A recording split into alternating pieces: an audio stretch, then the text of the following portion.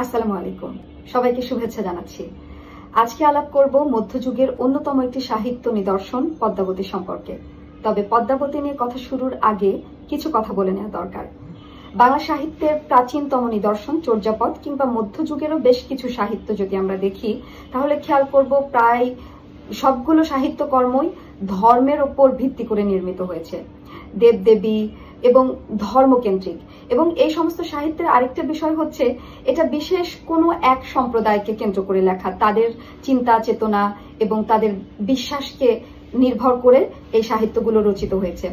চর্যাপদের ক্ষেত্রে আমরা দেখেছি বৌদ্ধ সহজিয়াদের যে তান্ত্রিক মতাদর্শ, সেটারই প্রচার করা হয়েছে। এবং পরবর্তী সময়ে এসে দেবদেবীকে নির্ভর করে যে সাহিত্যগুলো নির্মাণ করা হয়েছে, সেটাও কিন্তু একটা সম্প্রদায়ের উপর। সমস্ত মানুষের জন্য সাহিত্য নির্মাণ করা, শুধু মানুষের জন্য সাহিত্য নির্মাণ করা, এই বিষয়টা আমরা দেখেছি মুসলমানদের পৃষ্ঠপোষকতাতে যখন সাহিত্য নির্মিত হচ্ছে, তখন গিয়ে ধর্মনিরপেক্ষভাবে মানুষের হৃদয়, মানবিক চেতনা, এই বিষয়গুলো সামনে আসছে। এবং মুসলমানদের হাত ধরেই বাংলা সাহিত্যে অনুবাদ সাহিত্য এবং রোমান্টিক প্রণয়োপাখ্যান এইগুলো আসছে। তারই একটি নিদর্শন হচ্ছে পদ্মাবতী। পদ্মাবতী একটি অনুদিত সাহিত্যকর্ম। মালিক মোহাম্মদ জায়সির পদুমাবত কাব্য থেকে আলাওয়াল পদ্মাবতী কাব্যটি অনুবাদ করেছেন। পদ্মাবতী কাব্যের ঘটনা প্রবাহকে দুইটা খণ্ডে বিভক্ত করা যায়। প্রথম খণ্ডে আমরা দেখছি চিতোরের রাজা রত্ন সেন, তিনি পদ্মাবতীর সম্পর্কে, পদ্মাবতীর রূপ সম্পর্কে জানতে পারছেন। জানার পর তিনি উদ্গ্রীব হয়ে, ব্যাকুল হয়ে তার নিজের রাজ্য ত্যাগ করে যোগী হয়ে তিনি পথে নামছেন পদ্মাবতীকে লাভ করার জন্য, পদ্মাবতীকে বিয়ে করার জন্য। একটা পর্যায়ে গিয়ে অনেক পরীক্ষা দিয়ে ত্যাগ তিতিক্ষার পর তিনি পদ্মাবতীকে বিয়ে করতে পারলেন এবং পদ্মাবতীর সাথে তার সাংসারিক জীবন শুরু হয়, তাদের সন্তান হয়, তারা মোটামুটি সুখী জীবন যাপন করছিলেন। এখানেই প্রথম খণ্ড শেষ হয়ে যায়। পরের খণ্ডে আমরা দেখি যে দিল্লির শাসক আলাউদ্দিন এই চিতোর রাজ্য আক্রমণ করে এবং জয় করে, অর্থাৎ চিতোর রাজ্যের যে পরাজয়, রত্ন সেনের যে পরাজয়, সেটাই দ্বিতীয় খণ্ডে এসেছে। এখন যদি একটু বিস্তারিতভাবে বলি, তাহলে হচ্ছে প্রথম খণ্ডে সিংহলের রাজা গন্ধর্ব সেন, তার মেয়েই হচ্ছেন পদ্মাবতী। পদ্মাবতীর একটা সঙ্গী ছিল, সে সঙ্গী হচ্ছে হীরামন নামে এক সুখ পাখি। সুখ পাখির সাথেই পদ্মাবতী সবসময় তার সুখ দুঃখের গল্প করত, তার বেশিরভাগ সময় এই পাখিটার সাথেই কাটাতো।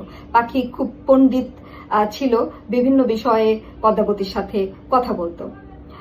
আস্তে আস্তে এই পাখিটার সাথে বড় হতে হতে যখন পদ্মাবতী যৌবনবতী হলেন, পদ্মাবতী যেহেতু রূপে গুণে অনন্যা, এজন্য তার উপযুক্ত পাত্র খুঁজে পাওয়া যাচ্ছিল না। তখন এই হীরামন পাখি তাকে একদিন বলল যে আমি এই রাজ্য থেকে বের হয়ে যাব এবং দেশ দেশান্তর খুঁজে তোমার জন্য একটা উপযুক্ত পাত্র আনবো। এই কথাটা রাজা গন্ধর্ব সেন শুনলেন এবং সুখ পাখিকে হত্যার নির্দেশ দিলেন। তখন অনেক মিনতি করে পদ্মাবতী পাখিটাকে রক্ষা করলেন, কিন্তু পাখিটি চেষ্টা করলো কোনো একটা ফাঁক পেলে রাজ্য ছেড়ে অন্য কোথাও চলে যাবে, কারণ তার মাথায় ওটাই ঢুকেছে যে পদ্মাবতীর জন্য উপযুক্ত পাত্র খুঁজতে হবে। একদিন যখন পদ্মাবতী তার সখীদের নিয়ে একটু বাইরে ঘুরতে গেছে, তখন সে ফাঁক পেয়ে চলে গেছে এবং চলে যাওয়ার পর বনে গিয়ে ব্যাধের হাতে পড়া, সেখান থেকে বিক্রি হয়ে যখন একজন ব্রাহ্মণের হাতে পড়ে, তখন সেই ব্রাহ্মণের কাছ থেকে চিতোরের রাজা রত্ন সেন প্রায় 1,00,000 টাকা দিয়ে এই পাখিটাকে কিনে নেয়। পাখির বিভিন্ন গুণের কথা শুনে, তার পাণ্ডিত্যের কথা শুনে 1,00,000 টাকা দিয়ে, সেই সময়ে 1,00,000 টাকা দিয়ে পাখিটাকে কিনে নেয়।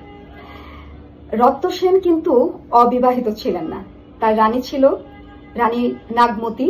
সেই নাগমতী একদিন সুখ পাখিকে জিজ্ঞাসা করলো, আমার মতো সুন্দর কেউ আছে? তখন সুখ পাখি তাচ্ছিল্যের হাসি হেসে বলল যে তোমার মতো, তোমার চেয়ে অনেক বেশি সুন্দরী হচ্ছে পদ্মাবতী, এবং তোমার এবং পদ্মাবতীর সৌন্দর্যের পার্থক্য হচ্ছে রাত এবং দিনের। এই কথা শুনে নাগমতী চিন্তা করলেন, এই কথাটা যদি রাজা রত্ন সেন শোনে, তাহলে তো সে সবকিছু ছেড়ে ছুড়ে পদ্মাবতীর দিকে চলে যাবে, যোগী হয়ে যাবে। এই ভয় পেয়ে তিনি একজন ধাত্রীকে ডাকলেন এবং ডেকে বললেন যে এই পাখিটাকে হত্যা করো।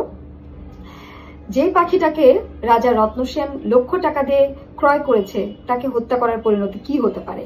এই পরিণতি চিন্তা করে ধাত্রী আর তাকে হত্যা করলো না, বরং লুকিয়ে রাখলো। এরপর রত্ন সেন আসলেন, আসার পরে তিনি যখন পাখিকে পেলেন না, অনেক হুলস্থুল হলো।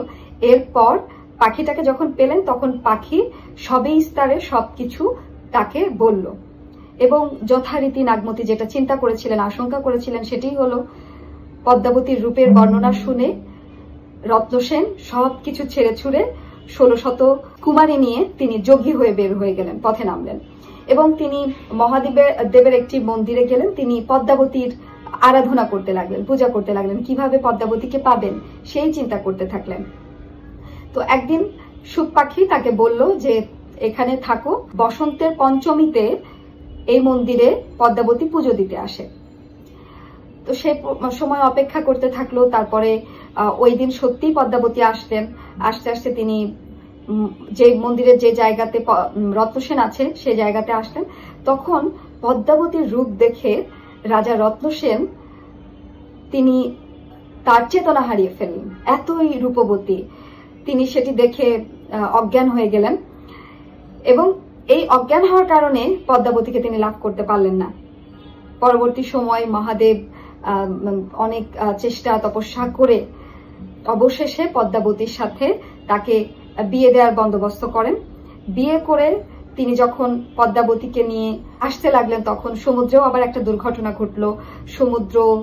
সমুদ্র যেহেতু তার কাছে নিজে যেচে এসে কিছু একটা চেয়েছিল, মূলত রত্নসেনকে পরীক্ষা করতে চেয়েছিল। এই পরীক্ষায় যেহেতু রত্নসেন ব্যর্থ হয়েছে, এজন্য তাকে তার নৌকা, তার যা কিছু নিয়ে যাচ্ছিল, রাজা গন্ধর্ব সেনের কাছ থেকে যত উপহার পেয়েছে সবকিছু ভেসে গেছে, কে কোথায় গেছে, মারা গেছে অনেকে।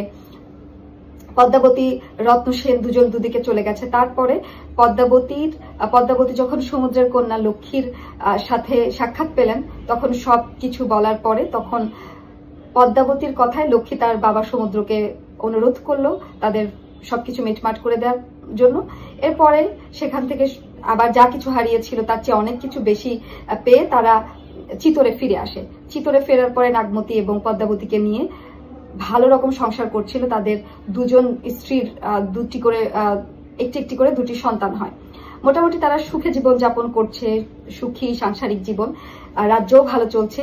এখানেই এই খণ্ডের শেষ হয়। পরবর্তী খণ্ডে গিয়ে চিতর রাজ্যেরই একজন পণ্ডিত রাঘব চেতনের কপটতা এবং এই কপটতা ধরা পড়ে যাওয়ার পরে রত্নসেন তাকে যে শাস্তি দেয়, এই শাস্তি পাওয়ার পরে রাজার বিরুদ্ধে প্রতিশোধ নেওয়ার জন্য পদ্মাবতীর রূপকে কাজে লাগিয়ে তিনি চলে গেলেন দিল্লির শাসকের কাছে এবং সেখানে গিয়ে তিনি পদ্মাবতীর রূপের কথা বললেন এবং বললেন যে আপনি চিতর আক্রমণ করুন এবং পদ্মাবতীকে লাভ করুন। এই ধরনের প্রস্তাব যখন দিল তখন আলাউদ্দিন আসলো, চিঠি পাঠালো, পদ্মাবতীকে চাইলো, কিন্তু তাতে খুব স্বাভাবিকভাবে রত্নসেন ক্ষুব্ধ হলেন। কিন্তু তারপরে কপটভাবে আলাউদ্দিন এই রত্নসেনকে পরাজিত এবং বন্দী করে। পরবর্তী সময়ে সেই বন্দির থেকে আবার কৌশল অবলম্বন করেই পদ্মাবতী তাকে ছাড়িয়ে নিয়ে আসে। পরবর্তী সময় আবার যুদ্ধ হয় এবং এই যুদ্ধে রত্নসেনের পরাজয় ঘটে, কিন্তু পদ্মাবতী ধরা দেয় না। এভাবেই ঘটনা শেষ হয়, পদ্মাবতী সতী প্রমাণিত হয়। এই যে ঘটনা, এই ঘটনাতে যে সমস্ত নাম এসেছে তারা ঐতিহাসিক, যে সমস্ত স্থানের কথা এসেছে সেই স্থানগুলো ঐতিহাসিক, কিন্তু ঘটনাগুলো কতটুকু ঐতিহাসিক, বিশেষ করে প্রথম খণ্ড ঐতিহাসিক ঘটনার সাথে মিল পাওয়া যায় না। দ্বিতীয় খণ্ডে কিছু মিল পাওয়া যায়, কিন্তু সেটার সাথে কল্পনার মিশ্রণ অনেক বেশি। এই ছিল মোটামুটি পদ্মাবতীর আলোচনা। পরবর্তী আলোচনায় আমন্ত্রণ জানিয়ে আজকের মতো বিদায় নিচ্ছি। আল্লাহ হাফেজ।